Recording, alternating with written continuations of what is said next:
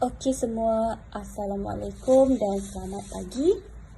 Okey, hari ini kamu akan belajar mengenai carta pai bertingkat. Okey, ini adalah topik terakhir dalam alur bentuk komunikasi, iaitu berkaitan dengan carta pai bertingkat. Okey, ataupun kita panggil dia sebagai carta pai tong. Carta pai tong. Tapi kita panggil dia carta Python lah. Okey, cikgu akan panggil carta Python sebab supaya mudah ingat sebenarnya. Kenapa kita panggil dia carta Python? Kalau dekat sini kamu tengok dia adalah bentuk carta pai. Okey, ini adalah carta pai. Okey, ini gambarannya adalah tong ataupun bertingkat. Sama je lah. Sebab tu kita panggil dia carta pai bertingkat.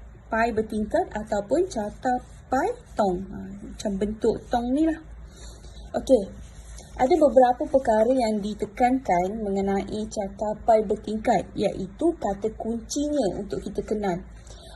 Dalam bahagian ini, carta ada dua sahaja, iaitu carta pai bertingkat dan carta pai bandingan yang kamu belajar sebelum ni lah. Carta pai bandingan dan carta pai bertingkat.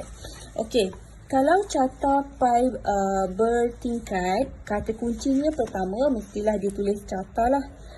Berdasarkan maklumat yang diberikan, sediakan carta yang sesuai. Okey, carta. Ini carta lah. Ada dua sahaja, carta pai bertingkat dengan carta pai tong. Carta pai bandingan. Okey, pertama adalah carta, kedua adalah wujud pecahan isu-isu yang sama. Okey, dalam soalan yang diberikan, kejap lagi kita tengok dia punya isu adalah sama, pecahan isu yang sama. Yang kita boleh bahagikan dia pai dan tong. Kalau bandingan dia banding antara satu carta dengan carta lain. Kalau dalam carta pai tong ni dia adalah sama. Okey, isu yang sama. Ketiga, jumlah mesti sama. Okey, carta pai tong ni jumlah dia mesti sama. Dia bukan carta pai bandingan. Jumlah dia berbeza. Kalau carta pai tong ni mesti jumlahnya sama. Pai tong ni adalah terdiri daripada jumlah yang sama. Okey, jumlah keseluruhan bagi kedua-dua pemboleh ubah adalah sama. Dan mempunyai pemboleh ubah yang berbeza tetapi berkaitan. Okay, samalah wujud pecahan isu-isu yang sama, dia berkaitan lah antara satu sama lain tu. Okey, kalau carta pai banding, kita akan bandingkan kumpulan yang berbeza kan. Okey, contoh 2017 dengan 2018. Okey, tapi yang ini kita akan tengok dia punya tahun hanya satu je. Kita tak banding dengan lain. Okey, kita akan melihat isu yang pemboleh ubah yang berbeza. Sebab nanti kita akan bagikan, okey, ini pai, ini tong. Okey, contohnya lah carta pai bertingkat tu, contohnya bilangan pelajar tingkatan 6. Okey, contohnya ini isu yang diketengahkan dalam soalan. Bilangan pelajar tingkatan 6, isu. Okey, pecahan isu bagi ini adalah mengikut kaum dan kelas. Mengikut kaum dan kelas. Okey, ada dua kan? Satu, ada dua. Okey, mengikut kaum ini kita akan bahagikan dia pai. Kelas ni adalah tong. Faham?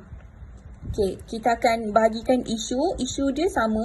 Okey, nanti kita akan tengok dia punya pai dan tong. Okey, pemboleh ubah yang berbeza tetapi saling berkaitan. Okey, kita pergi antara contoh soalan. Contoh soalan Berdasarkan maklumat yang diberikan dalam petikan, sediakan carta. Okey, betul kan dia minta carta yang sesuai untuk menunjukkan jumlah kenderaan bermotor yang sesuai untuk menunjukkan. Okey, salah dah ni. Sekejap. Menunjukkan jumlah kenderaan bermotor yang didaftar di Malaysia mengikut jenis dan bulan pendaftaran pada tahun 2013. Okey, soalan dia ni salah Sekejap. Dia ulang benda yang sama. Okey, berdasarkan maklumat yang diberikan dalam petikan, sediakan carta yang sesuai untuk menunjukkan jumlah kenderaan bermotor yang didaftar di Malaysia mengikut jenis dan bulan pendaftaran pada tahun 2013. Okey, carta ni dia punya salah satu kata kunci yang sesuai menunjukkan jumlah kenderaan bermotor. Ini adalah isu yang didaftar di Malaysia mengikut jenis dan bulan pendaftaran. Jenis ni adalah pi, bulan pendaftaran adalah tong. Okey? Tengok, dia isu yang sama tetapi berlainan, berbeza. Dia minta jenis yang berbeza dengan bulan pendaftaran. Tapi dia saling berkaitan. Dia akan ceritakan benda yang sama, iaitu berkaitan dengan jumlah kenderaan bermotor. Okey. Seterusnya, berdasarkan maklumat yang diberikan dalam petikan, sediakan carta, kata kunci dia, yang sesuai untuk menunjukkan bilangan petani mengikut jenis tanaman dan negeri-negeri terpilih di Semenanjung Malaysia pada tahun 2017.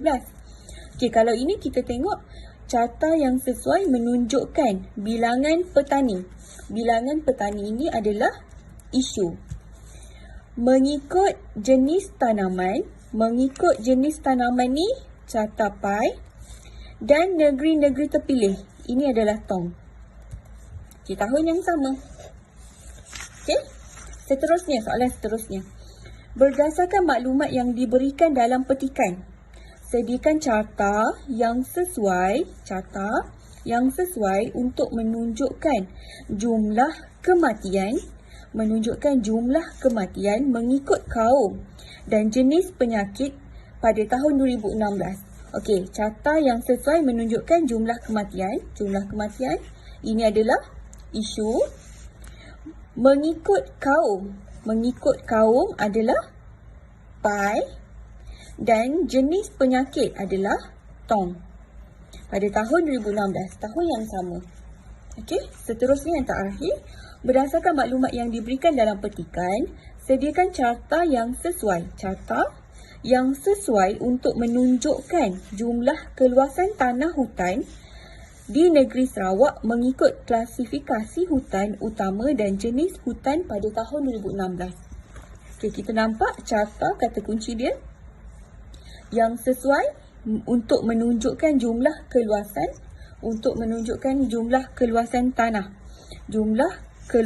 tanah hutan. Okey, ini kita akan ambil dia sebagai isu. Okey.